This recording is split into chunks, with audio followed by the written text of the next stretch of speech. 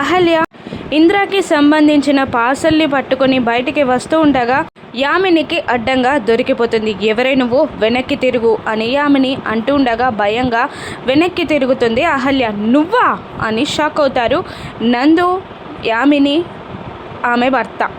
నువ్వేంటే ఇక్కడ అని అడుగుతుండగా చేతిలో ఉన్న గిఫ్ట్ని పట్టుకొని అది శ్రావ్యకి గిఫ్ట్ ఇవ్వడానికి వచ్చాను అని అంటూ ఉండగా, గిఫ్టా ఇప్పుడెందుకు అని అనగానే, మ్యారేజ్ గిఫ్ట్ అప్పుడు ఇవ్వడం మర్చిపోయాను, అందుకే ఇప్పుడు ఇవ్వడానికి వచ్చాను అని అహల్య అంటూ ఉంటుంది. ఎప్పుడో జరిగిన మ్యారేజ్కి ఇప్పుడు గిఫ్ట్ ఇవ్వడం ఏంటి అని కోపంగా అరుస్తూ ఉంటుంది యామిని. అహల్య సైలెంట్ అయిపోతుంది. యామినిని కూల్ చేయడానికి ఆమె భర్త ట్రై చేస్తూ ఉంటాడు. శ్రావ్య అని అతను పిలవగానే శ్రావ్య వచ్చి అహల్యని చూసి షాక్ అవుతుంది. నీ వదిన కాని వదిన నీకు గిఫ్ట్ ఇవ్వడానికి వచ్చింది అని అనగానే కాస్త తడబడుతూ ఉంటుంది శ్రావ్య అహల్య ముందుకి వెళ్ళగానే ఏం చేయాలో అర్థం కాక గిఫ్ట్ని పట్టుకొని నిలబడుతుంది అహల్య. తొందరగా ఇచ్చి వెళ్ళండి, మా నిద్ర చెడగొట్టకండి అని నందు అనగానే భయంగానే శ్రావ్య చేతిలో గిఫ్ట్ పెడుతుంది అహల్య. హ్యాపీ మ్యారీడ్ లైఫ్ అని అంటూ అక్కడి నుండి అహల్య వెళ్ళబోతూ ఉండగా, ఆగు, ఆ బాక్స్లో గిఫ్టే తెచ్చావో ఇంకేమైనా తెచ్చావో అని అంటూ యామిని అవమానిస్తూ ఉండగా, అహల్య గిఫ్ట్ కాకపోతే ఇంకేం తెస్తుంది అని అంటూ ఉంటాడు ఆమె భర్త.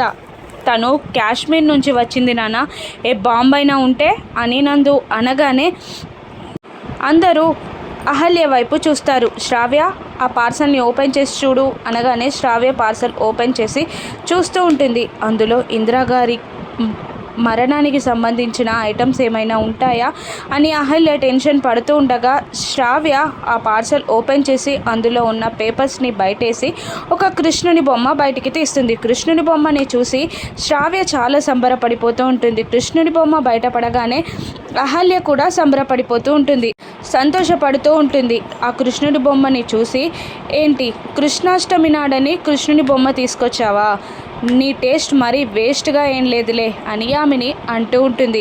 అష్టమి నాడు అర్ధరాత్రి పుట్టాడని నువ్వు కూడా అర్ధరాత్రి పూట గిఫ్ట్ ఇవ్వడానికి వచ్చావా అని నందు కూడా వెటకారం ఆడుతూ ఉంటాడు. మీకు కృష్ణుడి లాంటి మంచి బాబు పుట్టాలని నా కోరిక అంటూ అహల్య అక్కడి నుంచి బయటికి వచ్చేస్తుంది యామిని వెళ్ళిపోమ్మని చెప్పగానే. ఇక గౌతమ్ అర్ధరాత్రి పూట పక్కకి చూడగానే అహల్య కనబడకపోవడంతో అహల్య గారు ఎక్కడున్నారు అని అంటూ వాష్రూమ్కి వెళ్ళి చెక్ చేసి కిందికి వచ్చి అర్జున్ రూమ్ డోర్ నాక్ చేసి, అహల్య వచ్చిందా నాన్న అని అడుగుతుండగా, రాలేదు అంటూ ఉంటాడు అతను. సుభద్ర కూడా బయటికి వచ్చి, అహల్య కనిపించట్లేదా అని అంటూ అందరూ తలొక రూమ్ని వెతకడానికి వెళ్తారు. అనామిక, బామ్మ, అతిథి అందరి రూమ్స్ని అందరూ వెతుకుతూ ఉంటారు. ఈ అర్ధరాత్రి పూట ఏంటి అని అందరూ బయటికి వచ్చి నిలబడగా, నేను అహల్యని వెతకడానికి వెళ్తున్నాను అని గౌతమ్ అనగానే, నేను వస్తాను అని అంటూ అర్జున్ కూడా గౌతమ్తో పాటు బయటికి వస్తూ ఉంటాడు. ఇక అందరూ ఇంటి బయట వెయిట్ చేస్తుండగా అహల్య మెల్లిగా లోపలికి వస్తుంది. అహల్య వాళ్ళందరినీ చూసి, అమ్మో వీళ్ళందరూ పడుకున్నారనుకుంటే నా కోసం ఎదురు చూస్తున్నారా, ఏం చెప్పాలి ఇప్పుడు, అహల్య గారి ఇంటికి అర్ధరాత్రి పూట వెళ్ళిందని వీళ్ళందరూ ఎగతాళి చేస్తారేమో అని అహల్య భయపడుతూ, యామిని గారి ఇంటికి వెళ్ళాలని చెప్పలేను, ఎందుకు వెళ్ళానంటే పార్సల్ ఇంకా అపరిచిత వ్యక్తి గురించి అన్ని డీటెయిల్స్ చెప్పాలి, అప్పుడు గౌతమ్ గారి ప్రాణాలకే ప్రమాదం అని అహల్య టెన్షన్ పడుతూ సైలెంట్గా ఉండగా, ఎక్కడికి వెళ్ళావే ఈ అర్ధరాత్రి పూట, ఏ పాపపు పని చేసొస్తున్నావు అని భానుమతి తిడుతూ ఉంటుంది. అసలు నువ్వు గౌతమ్ నీ మెడలో తాళి కట్టి ఇంటికి తీసుకొచ్చినప్పుడే నువ్వేం పని చేస్తున్నావో, నువ్వెవరి కుటుంబానికి చెందిన దానివో, ఎక్కడి దానివో అడగాల్సింది. అనాథనైన నిన్ను మా ఇంటి కోడలుగా తీసుకొచ్చుకోవడమే మా దరిద్రం. అసలు ఎవరూ లేని దాన్ని కోడలుగా ఎలా తెచ్చాడో వీడు. ఈ ఇంటి కోడలని ముద్ర పట్టాక అర్ధరాత్రి పూట బయటికి వెళ్ళి పాడు పనులు చేస్తున్నావా అని చండాలంగా మాట్లాడుతూ ఉంటుంది భానుమతి. అహల్య బాధగా తలదించుకోగా, సుభద్ర, అత్తయ్యగారు తనటువంటిది కాదు అని అంటూ ఉండగా, ఇంత అర్ధరాత్రి పూట ఎక్కడికి వెళ్ళావు అని అనామిక కూడా నిలదీస్తూ ఉంటుంది.